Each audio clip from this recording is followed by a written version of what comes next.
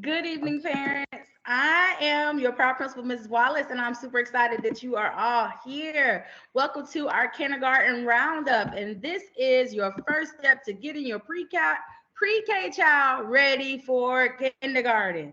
I'm super excited to see my little munchkins go on to become my little bigger munchkins in kindergarten, and share with you some of the big differences that are pre-K versus kinder. So we're going to go ahead and go to the next slide, and we're going to share the agenda for the day. And so I may be having a delay. So Ms. Freeman, verbally tell me because I'm on a different device because I don't remember my tech challenges. Not a problem. Absolutely. So for today's agenda, guys, and we're having technical difficulties. So thank you all again for bearing with us. Hopefully all you can see everything. I'll probably forward myself. I can't see when you forward. I'll put it that way. Okay. So, guys, I'm having tech challenges, and that is not okay, but it's happening. But we're going to go through it. So today we're going to talk about a couple of things. Number one, online registration. Number two, what to expect in kindergarten. What does the kindergarten schedule look like? What are the curriculum expectations? Does kindergarten get homework, and do they get grades? What assessments does kindergarten take? How is discipline handled in kindergarten versus pre-K? What's the attendance policy? And then how do we engage parents at home? And then we open it up for questions and do our evaluation of today's presentation. And so first and foremost, I just want to thank you all for being here. Even if your child will not be at Brookview next year, these are Fulton County Schools kindergarten expectations, the grading, the assessments they would take. This is across the board. So even if your child is not going to be at Brookview, I want to thank you so much for being here because this is critical information that you will need moving forward. And we appreciate your time and thank you for being here this evening.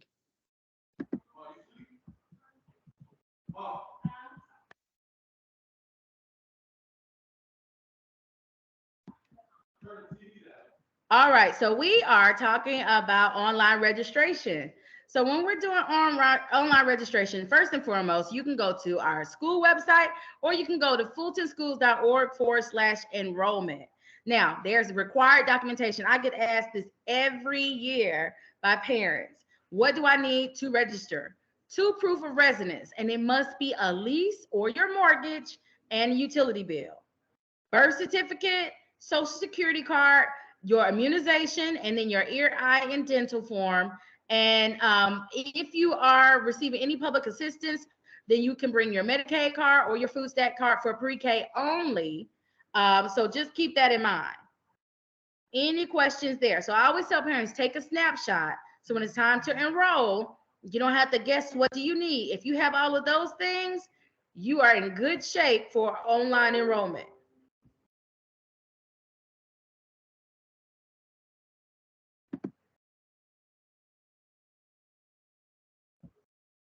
And I do apologize. Teachers, I'm calling you out because we are great on purpose. If you all would not mind monitoring the chat for us, just in case parents have any questions as we're going through the presentation, I would greatly appreciate it. Thank you all so much. So returning students, those documents that Mrs. Wallace mentioned, if your child is already enrolled, basic, it's a lot of words on the screen. And I'm going to be honest, my vision is not as well as it could be. And it is a very small screen, but the real talk of it, if your child is already enrolled at Brookview, there are certain documents that you will no longer need. You definitely will need an updated lease or rental or mortgage agreement. That is something you will definitely need. But as far as birth certificate, social security card, those are things that you will not need because we keep those on file for our students. And this, like I said, is only for new parents, newly enrolling parents. And if you all know somebody who has a student that is around that 4-year-old age and is looking for a pre-K program, please send them to Brookview. As a matter of fact, let me jump to the next slide. And this has been shared, but I want to share it again. If anyone needs it or wants to take a picture of it, this is our pre-K registration link. Yes, it says that the application window has closed, but if there is space available, your baby is guaranteed a seat. If we have the space, your child is guaranteed a seat. So if you know someone that lives in the area, and they don't actually have to be zoned for Brookview for pre-K. So if you know someone, please, please, please share this information. So and once we are full, then they go on the waiting list. And then if a student moves or withdraws, then the next in line is how we keep them filled. So our pre-K slots get filled pretty quickly. So again, right now it's rare for us to have a couple of spots, but we still have a few, very few left. So if you know anyone that needs to get their baby in pre-K, they do not have to be in our attendance zone. However, they do have to follow our attendance policy. So I'll talk a little bit more about that, and we can possibly get them registered and get them into those pre-K slots. All right, so here's the biggest things: updating our parent contact information. It is super important for my returning parents. So if you have a pre-K or going to kinder, or if you're getting ready to have a pre-K or coming to us and you've joined us today, when you are in our parent portal, we have got to have your most updated contact information, because things happen over the summer.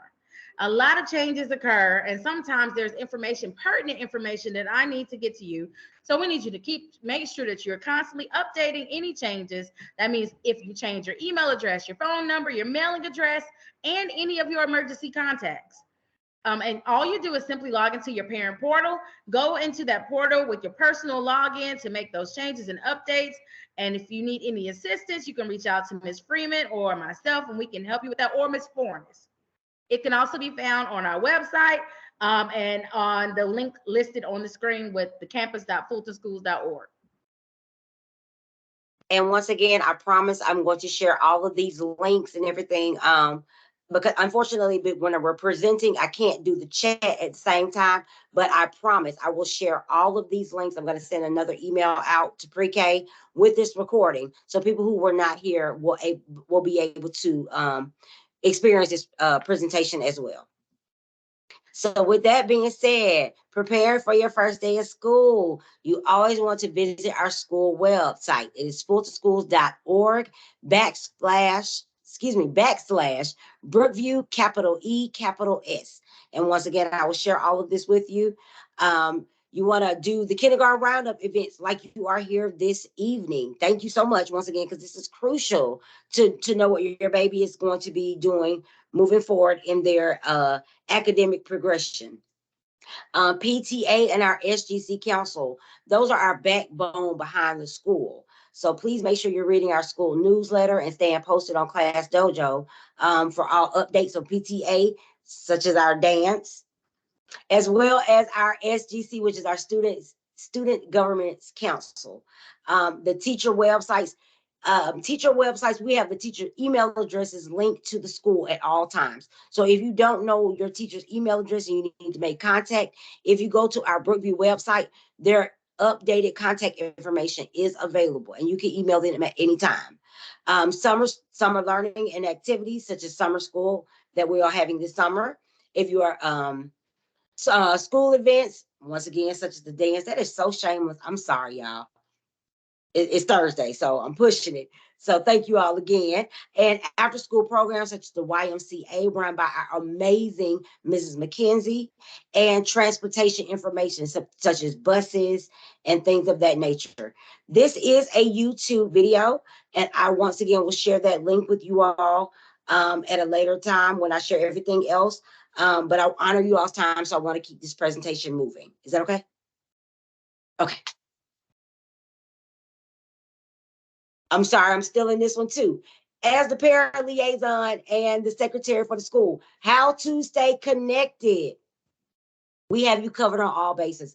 Class Dojo, yes, that is our main and most important point of communication between Principal Wallace, Assistant Principal Ms. Berry, Mrs. Hubbard, our CST, and as well as our teachers, as you all know, with Ms. Miles and Ms. Dotson, because they are amazing on Class Dojo. You will have the same thing moving forward. But also, we have a Brookview website. We have a Brookview YouTube channel. So workshops such as these, awards days, videos, anything of that nature, you'll find that on our Brookview YouTube page as well. We don't stop there. We also have a Facebook, Instagram, and Twitter page. So please take a screenshot of this page. And I apologize, I was talking about Brookview first. On the left hand of the screen, you will also see how to stay connected to Fulton County as the district. So those are their Facebook and Twitter and Instagram pages on the left side of the screen. So please feel free to take a screenshot of this page.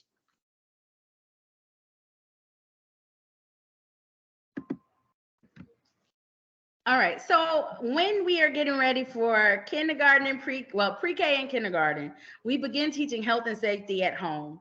And so we start with routines.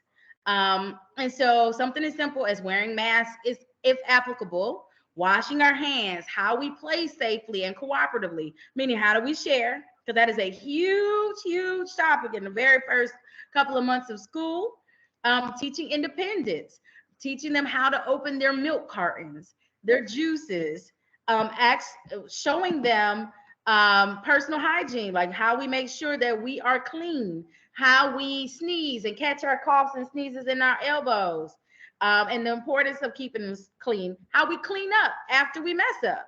And so like if we are eating and we don't leave our mess, we clean up our mess, or if we are using materials, we make sure that we are putting our materials back. And then we also teach them how to use their supplies appropriately. And we encourage everybody coming to Brookview should be potty trained. There's I do not have any employee that is trained or allowed to do any diaper changes. So again, if they're coming to pre-K or going to kindergarten, because sometimes they don't do pre-K and they come straight to school for the first time in kindergarten, they must be potty trained. So if they're not, work on that before the fall when they're joining our crew. I'm gonna take this one because it's gonna take over into the next part. So when we talk about the day in the life of Brookview at kindergarten, I can't say enough how much routine matters. I'm sure my teachers that are here would co-sign that. It is important. Number one, we get our kids to school on time so that they can have breakfast with us. Our classroom is set up so that we have our RTI, which is our intervention time. And this is different for our kindergartners. In pre-K, they don't do interventions, which means students that are below in reading and math, they don't get intervention services, but in kindergarten on up, they do. So let's say we give our baseline assessment and we see that there's an area of growth for a student in reading or math, they could receive additional support through our early intervention program, that's EIP, and they could get support also during our intervention blocks. Every class does small group station rotations. Small group literacy and small group math are required.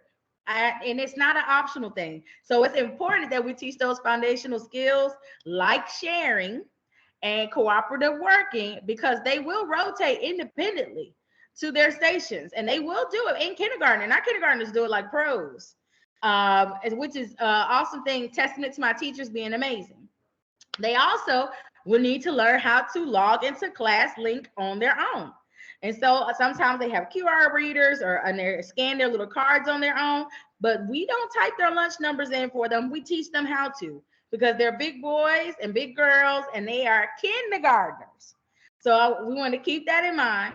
They go to specials and they have lunch and cafeteria expectations.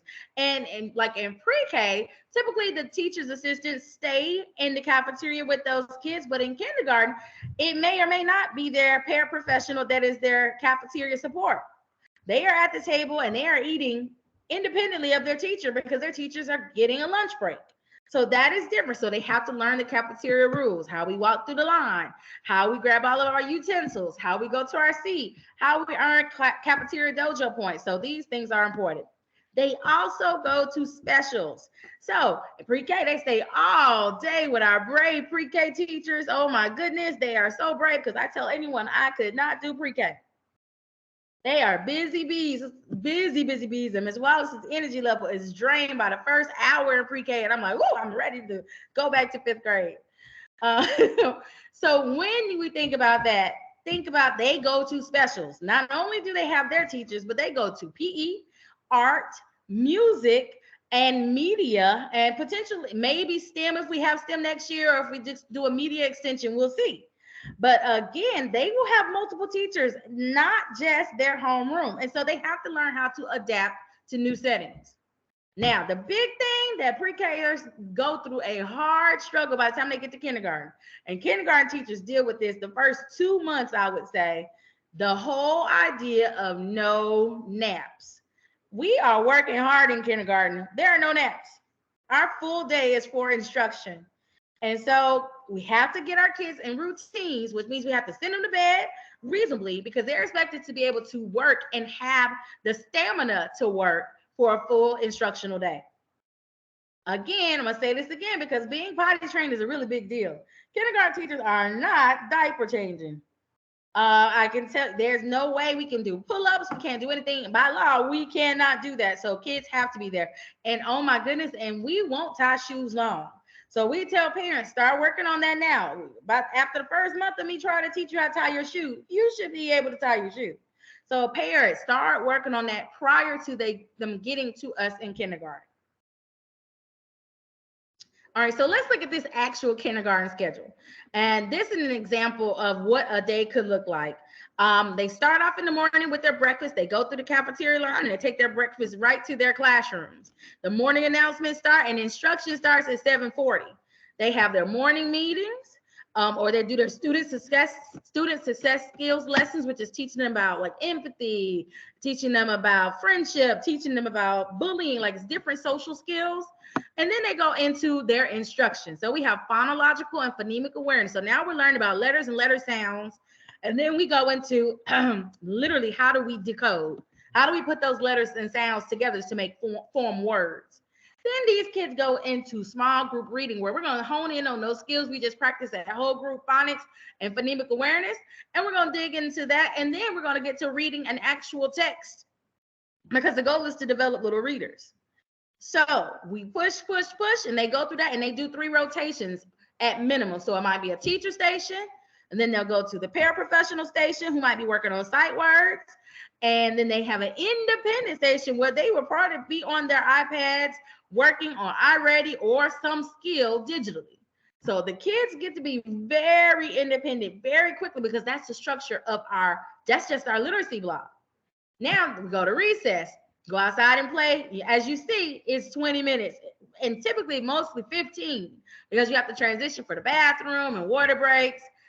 And then they have specials where they would go to that PE, the art, the music, that's when they leave and go with their other teacher. And then they come back for lunch.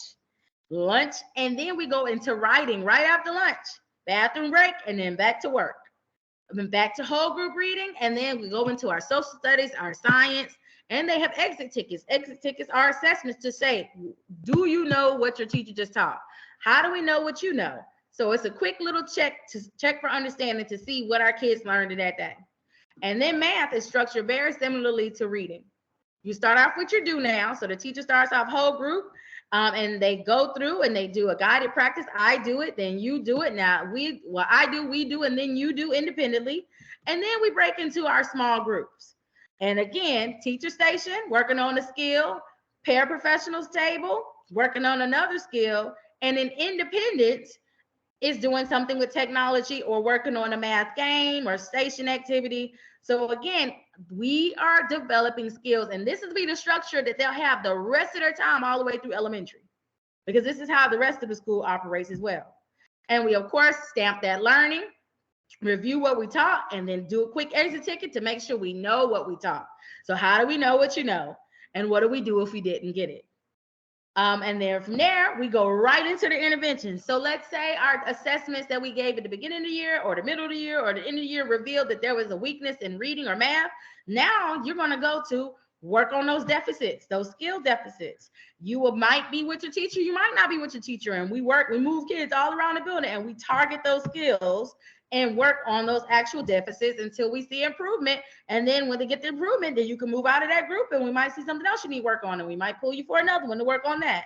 And by the time we're done, it is dismissal, where they then go to their dismissal location. So can I say jam-packed kindergarten is totally different, but in a good way, because our kids are reading by the time they leave kinder?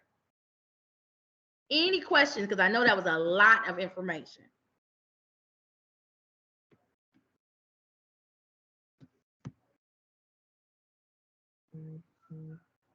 Mr. Stevens said, Mr. Stevens, I can barely, because my computer's acting up, you're just gonna have to unmute yourself and say it.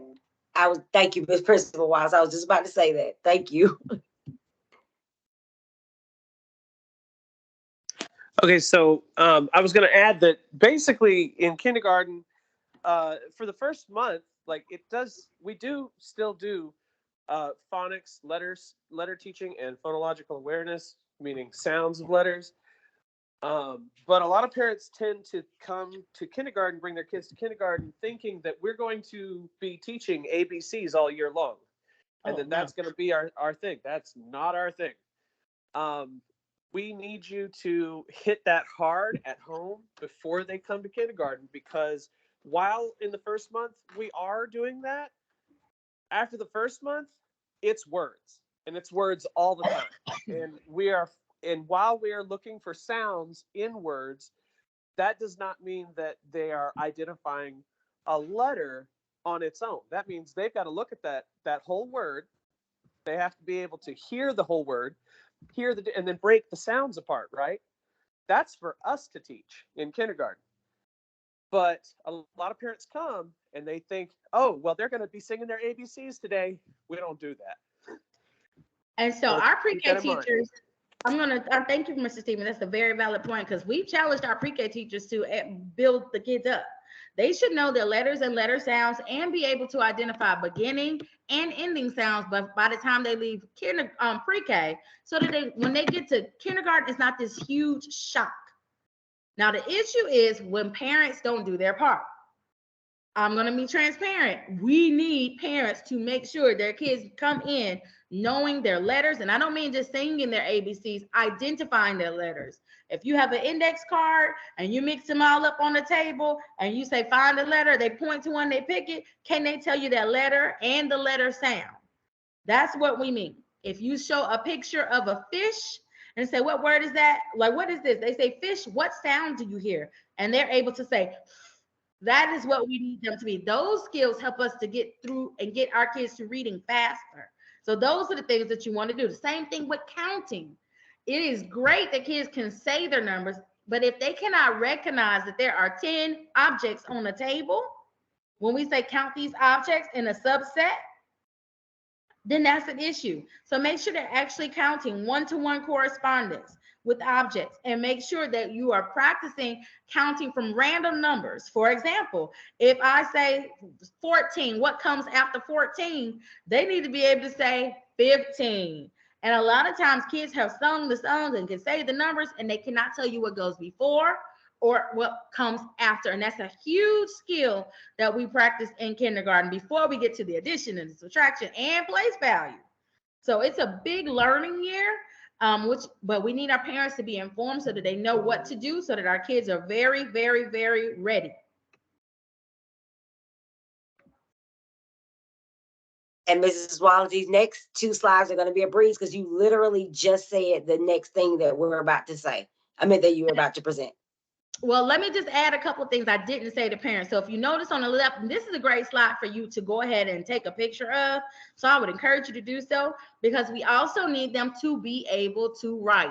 You would be shocked as to how many kindergartners come in and cannot hold a pencil.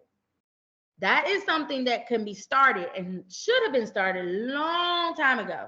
But if it hasn't, you have all summer to be working on that, so they could be able to write their name, write their first name, their last name. Like beginning handwriting helps us. But also, when you're reading stories to them before they go to bed, or if you're just doing some summertime reading, ask them to ask and answer questions. I tell my parents to start with the simple stuff. Who were the main characters? What happened in the story? Where did the story take place? When did the story take place? Like, so if you just do the who, what, when, where, and then how, like what was the problem and how did they solve it? You basically are teaching them the foundational skills for narrative text that they will be learning all year. So just ask them questions. If you read something that is not a story, but maybe it's informational text about lizards, ask them questions to tell you about the main idea. And I mean, we have tons and tons and tons of resources in our parent resource room. So for you to check out. So we ask that you would utilize them and make yourself familiar with our parent resource room. I want to just also say we don't just count. Like I said, we do go into ones and tens. So place value, we write our numbers, we start identifying the shapes in terms of like not just this is a square, but a square has 4 sides and those sides are all equal. So it is big. We start teaching shapes and attributes and we start analyzing and comparing. So that means looking at what's alike and what's different with 2D shapes and 3D shapes. So it's big. And so we want you to start working on it. And of course, we go into addition and subtraction, rhyming words, capitalization, and lower, like upper and lowercase letters. And then of course, dictation.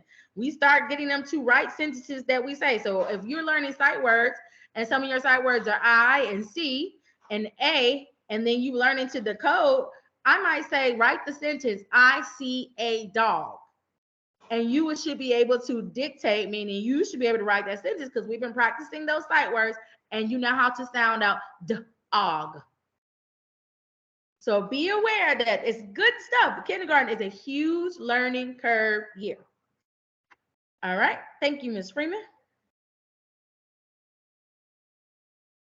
Science and social studies. Oh, yeah. Pre-K, you do some science and social studies, but it's very, very short. We now have science and social studies and they receive a grade. So we have to know, again, shapes come back into play here. We talk about relationships of things like motion, if something is flat and if something's round. So we start looking at the relationships and the attributes. Day and night is a big concept for pre-K. And then they turn plants, rocks, soils, and we learn our Pledge of Allegiance in kindergarten.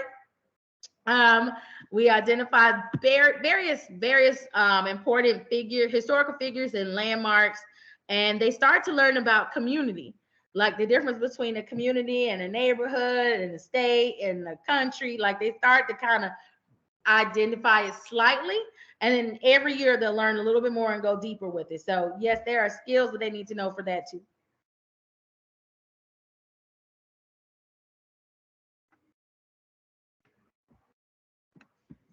I'm going to steal this slide if that's okay, Principal Wallace. And Mr. Stevens, feel free to join in. How can you help being here? These parent workshops, we have these for you.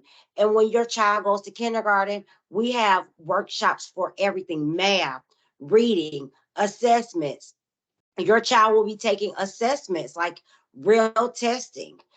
So we have workshops to cover all of things of those natures by some amazing leaders. We have an amazing math coach. We have 2 amazing literacy coaches.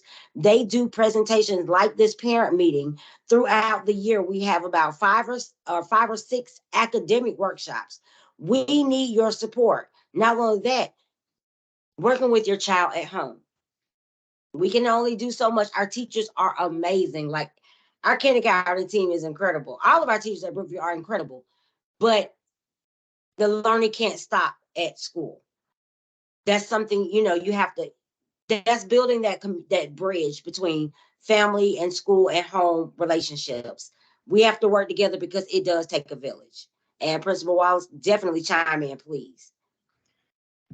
Guys, we can't do this without you. And it is not the school's responsibility to be the sole holders of their education. It is a partnership. There is a marriage that happens between families and schools. And it happens when we work together. And that is when we see our kids win. So we will be tapping into parents. We will be enlisting you. We will want you to attend. And we need you to help us spread the narrative and spread the word to other parents that should be here that aren't here, because this is the same information they need for their kids. And sometimes their kids may even need the information more than the ones who constantly come to workshops. So you help us with that. Help us bring them in and join this partnership, because you're already here. So you're already showing that you are partnering with this work.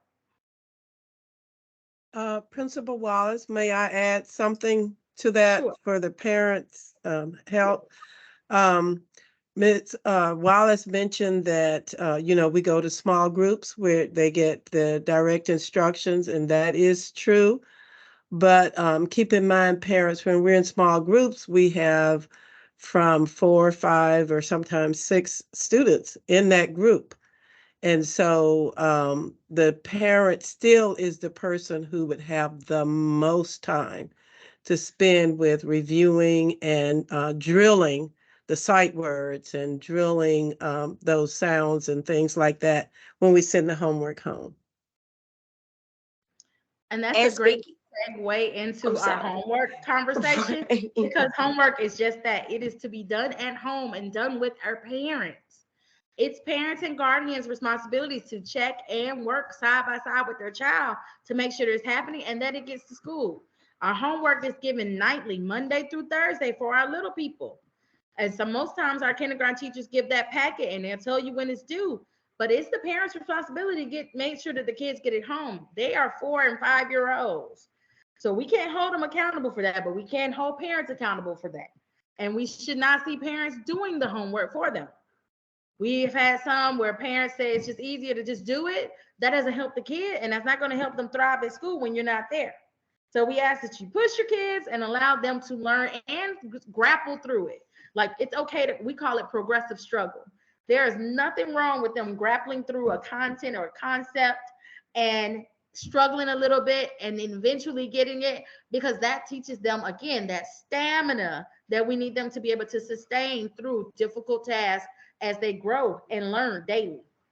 Now, homework can be supplied as needed, which may include spring break packets. So just because we're on spring break does not mean you might not have work to do, because if there's skills that the kids need to be practicing, we're sending it home. They do have projects and they are required to do oral presentations. And like our kindergartners do projects for Black History. And they had their little speeches and had to share. Sometimes they do the All About Me projects. So there are projects that happen. And in kindergarten, your students will receive letter grades. So they will get S for satisfactory, N's for needs improvement, and U's. And you will be able to monitor their progress in their Infinite Campus parent portal. Monthly progress reports will be sent home regarding student progress. And honestly, we've been sending them, well, we're not sending them home paper and pencil anymore because the district is no longer doing paper report cards. So it is up to parents to log into their parent portal to view report cards and progress reports. So that's going to be important. First thing for you as parents is to make sure you know how to log in. All right, so let's talk about the assessments. And we're going to talk about the big assessments. So we give set assessments, number one, to know how our kids are doing. So kind of like this red light here. So green means I got it. So we want to see our kids in the green when it comes to our I ready. Yellow means that they're on their way there. I'm getting there, almost there, not quite there yet, but I'm making progress. Red means, we need some extra work. We need some help. And that's the same thing that I already shows us. So for those who are unfamiliar, we take our already assessment beginning, middle, and end of year. It is our district benchmark assessment that every kid in Fulton County Schools takes. And it shows us where your kids come in. So we'll be taking it in the fall, typically August and September. We'll take it again, typically December, January. And then we're taking it right now, end of April, going into May. So this are 3 benchmarks. We are able to see student progress along the way. So as we are able to see it, we're able to give you growth reports in between to show you how your kids are doing. And so the iReady is super important because it literally measures students' growth. And you have access to iReady when you become a kindergarten parent in your students' class link. You can go and check and monitor their kids, and the kids can work on iReady from home. They can get additional minutes for reading and math, and they can work on their personalized pathway based on that diagnostic assessment we take in the fall. Our kids also take G-Kids, which is an ongoing inventory of developmental skills. It is one of those things where the teachers are sitting side by side and individually and assessing those kids on, for example, can they recognize capital letters? Can they recognize lowercase letters? Do they know their letter sounds? Can they decode CVC words as consonant, vowel, consonant? Like, so it's a checklist, and they have all these little mini tasks that they do, and the teachers will mark if they're in progress or if they have mastered it, and they do that throughout the year. We also do bi-weekly, so that means Listen, bi-weekly means you're getting at least twice a month these phonics assessments. Phonics assessments based on the phonics skills that we're teaching every single day, which is again why we need our kids to come to school, not just on time, but come to school daily, because when they miss instruction, it impacts them and it shows up in their assessments, and then it creates academic gaps that we struggle to close because attendance impacts that. We have math unit assessments, and units vary. Some are 4 weeks, some are 6 weeks, some are 10 days, some are 5 days. But they're based on the skills and the standards that they're teaching, and they are assessments to show what they know. And then we do weekly exit tickets. So every Friday, there is an exit ticket.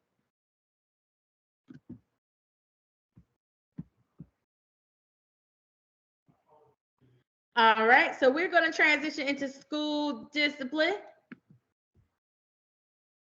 So let's talk about discipline changes. So from pre-K, in pre-K, we can only go up to 2 days of a suspension. That's a Georgia pre-K thing. In 5th grade, not so, K through 5, now we have a tiered discipline approach, and they do not have a maximum number of days that we can give a kid, which means that if your kid is having tantrums, like in pre-K, they might have been, whatever, falling out on the floor or crying or kicking, and we just gave them a little timeouts, and gave them multiple chances. In kindergarten, we don't have that kind of time because we have a heavy instructional lift.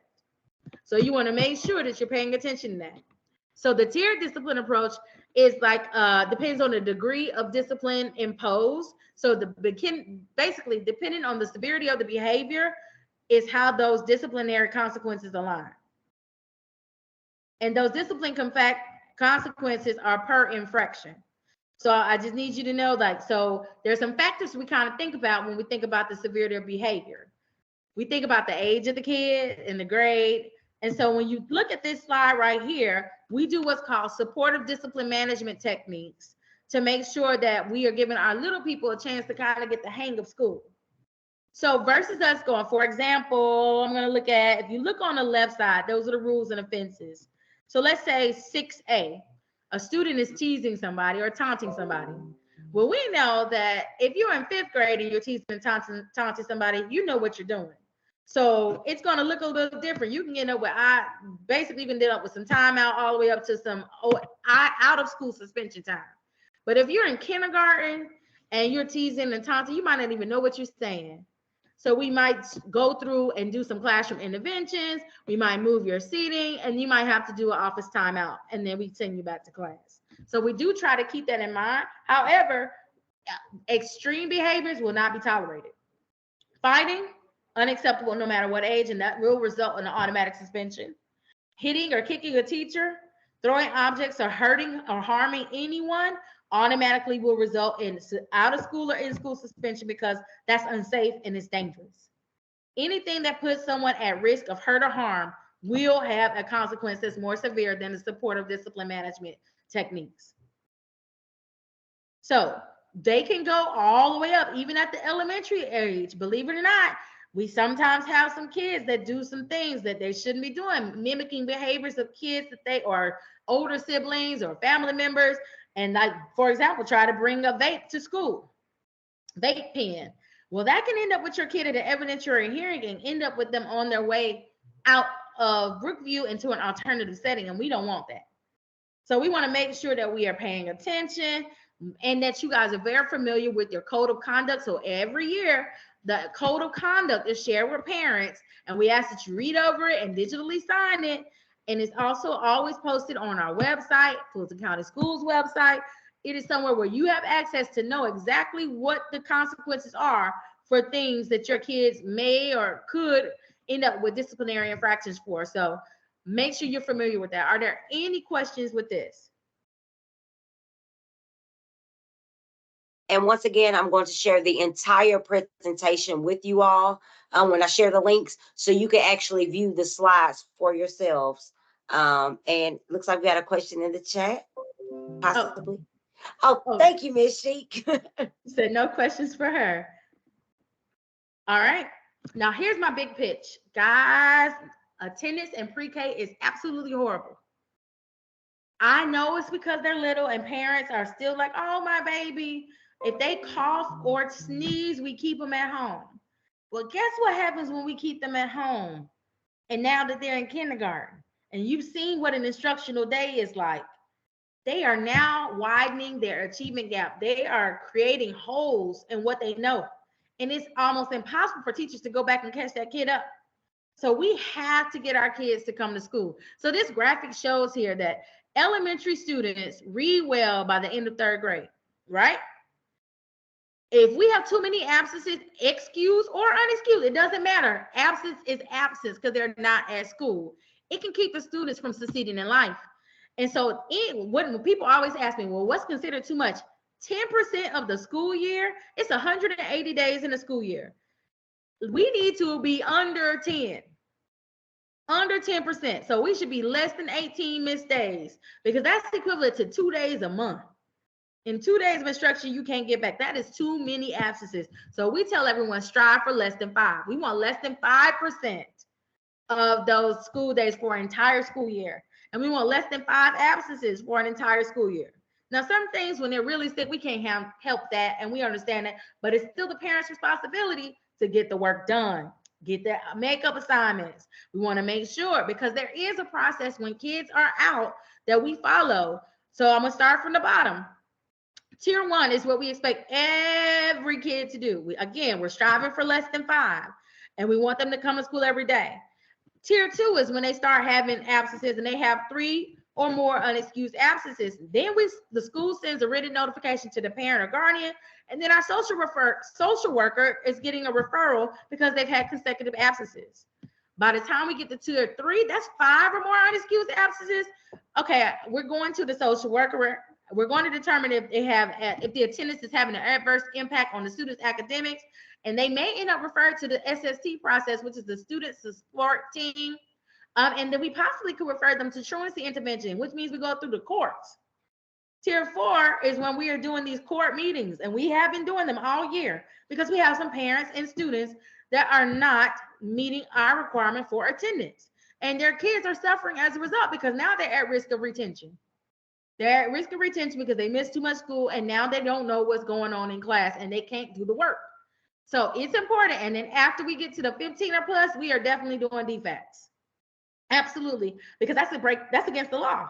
It's the parents' responsibility to make sure their kids come to school every single day on time. And it is not the kids' fault if they do not come. It is the grown-up because they are minors. So we have very strong rules about that. And I wanted to make you guys aware that there is actually a Georgia law about truancy. And I highlighted it in red because it says any parent or guardian or other person residing in this state who has control of their child or children who violates this code is guilty of a misdemeanor. It is a misdemeanor, and there can be a conviction with a fine no less that starts as little as $25 up to $100 or an imprisonment that can go up to 30 days. We don't want to get to that point. We don't want to have to do community service. We don't want to have to be put on probation over attendance. We want our kids at school every day, and we're striving for less than 5 absences and less than 5% of our school day. So if there are 180 days, 5% of that is 9. Less from 9 than a whole school year. 18 days would be 10% of 180. So less than 9 days is what we consider good attendance for the year. And honestly, we're aiming for perfect attendance, which is why those kids that do have it, they get big accolades for it because that means they came to school and took school seriously.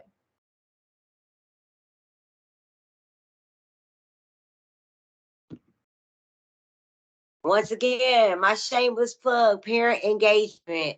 We cannot do this without you. As amazing and incredible, and I'm not just saying that because I work there. Seriously, I have seen these teachers at work every day. When I say we have some of the best teachers on earth, Brookview is blessed. We have some of the most incredible teachers, but we need your help. Whenever your child says they don't have homework, first of all, they always have homework, whether it is paper, pencil, or electronic. If not, iReady. If you haven't heard iReady, get ready to hear iReady for the next couple of years. We push iReady 30 minutes a day, reading 30 minutes a day, math. I know it sounds like a long time. You can break it up. but our kids always have homework because there's always that time for growth. Read with your child daily. Have them read to you. Pair reading. There's so much to do. Not only that, there is an amazing and incredible parent resource center at Brookview Elementary.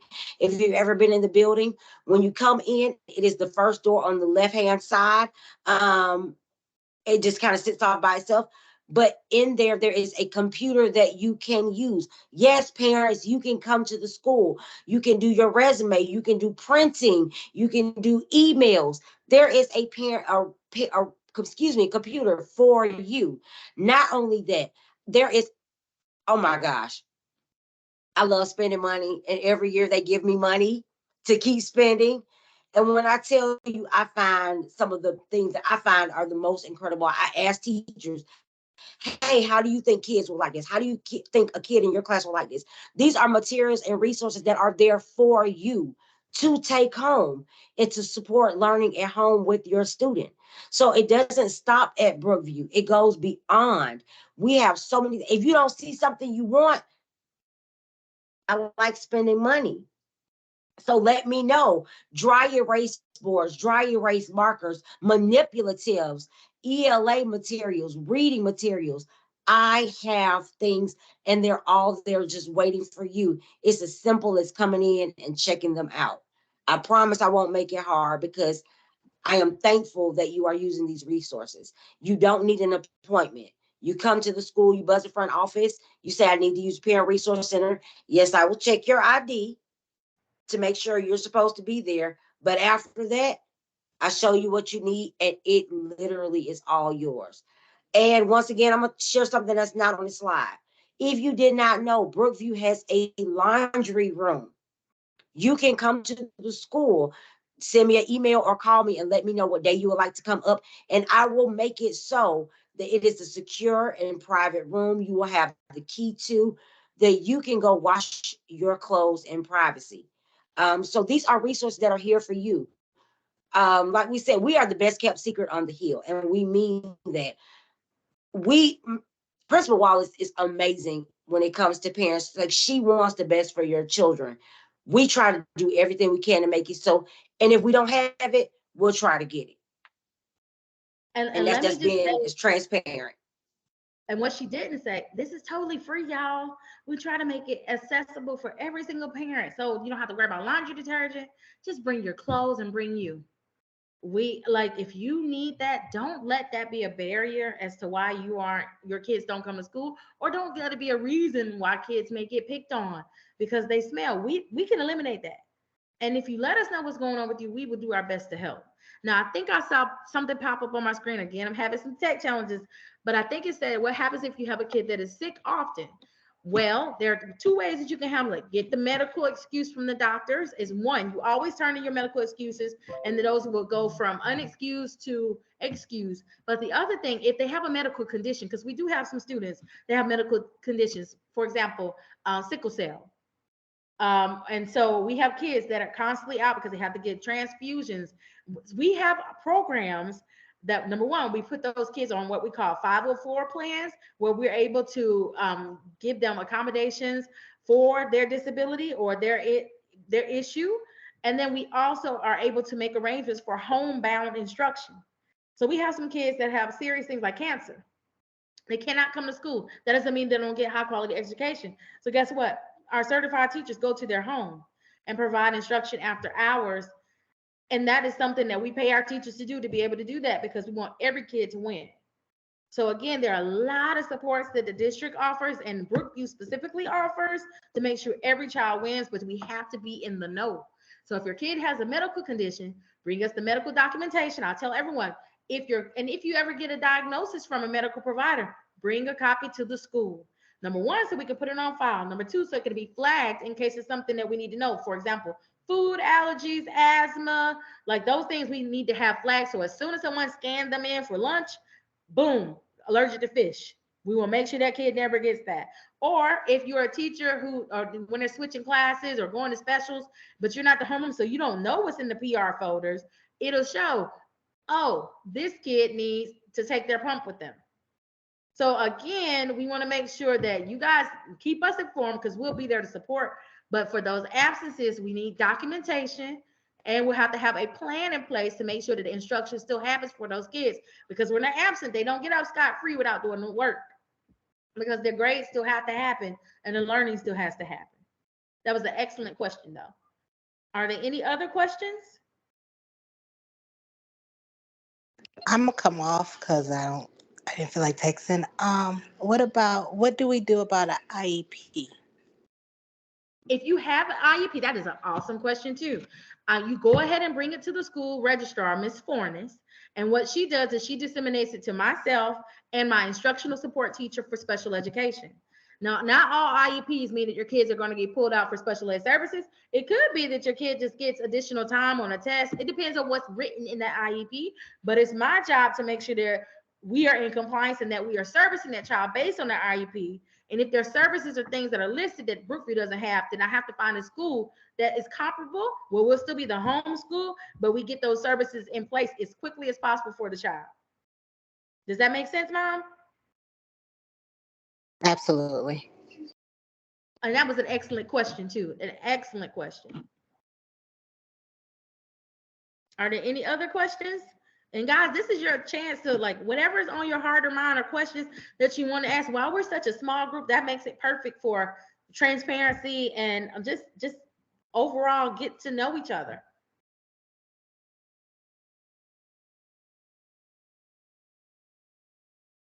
Well, guess what? If you ever have a question, you can go to a million schools in Fulton County, but I promise you, one will not have communication like Brookview. Like, it is the teacher standard to have a response within 24 to 48 hours. Yes, we have to be reasonable. We can't respond like that because instruction is happening and life happens. We have to be respectful of that. But within 24 to 48 hours, you should have some type of response. And if not, at Brookview, it gets escalated. So please know, when we say Brookview has an open door policy, you may want to speak to Principal Wallace. No, she may not be available at that moment, but I promise you, she will know that you stopped by. I promise. And that's one thing I can speak on. So if you don't have a question right now, that's fine. But at any time, if you have any questions, please feel free to reach out to our kindergarten team or to our pre-K team while you all are still with them, or to the school at any time. I'm going to go ahead and steal this last slide because, once again, this is my shameless plug. And I'm going to share this link in the chat. Everything else I'm going to share during email, but this one I'm going to share via chat. I need a huge favor. If you would please take a moment to fill out this evaluation. This, as a Title I school, we are a Title I school. So by law, we are required to have these trainings and parent workshops. We have to have so many per year for you all. They just want to know, hey, how was the workshop? Did you get what you need? Is there something that they missed that you want to see? And we want to know that as well, because we always want to keep improving and keep growing. When you go to the evaluation link, there'll be a drop-down menu. You're going to do transition menu. Awesome. Thank you so much, Mr. Stevens. I will definitely do that. I dropped it in the chat, but I will share that again tomorrow. Thank you so much for your input. But please, if you can, fill out this evaluation. They, first of all, just want to make sure Brookview is doing what we're supposed to do. And did you get something from it? So once again, that link is in the chat. Once again, I will share it with our teachers when I share the presentation. And we want your honest feedback, because we can only grow from it. So at this time, if there are no questions for us, you wanted or the them teachers, to like school transition, right? School transition meeting. I'm sorry, I'm gonna put that in there. You're gonna put school transition meeting. And if it doesn't say school, it should definitely say something about transition meeting. So that's the one you're attending this evening. It says school What transition. our fifth graders have a transition meeting when they go to sixth grade. So thank you, Principal Wallace. I'm putting that in the chat. And it says so you can do school transition meeting, guys, and don't forget to select Brookview.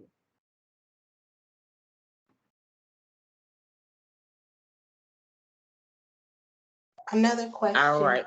Oh, go ahead. when about like oh gosh, it was just in my head now. I can't remember.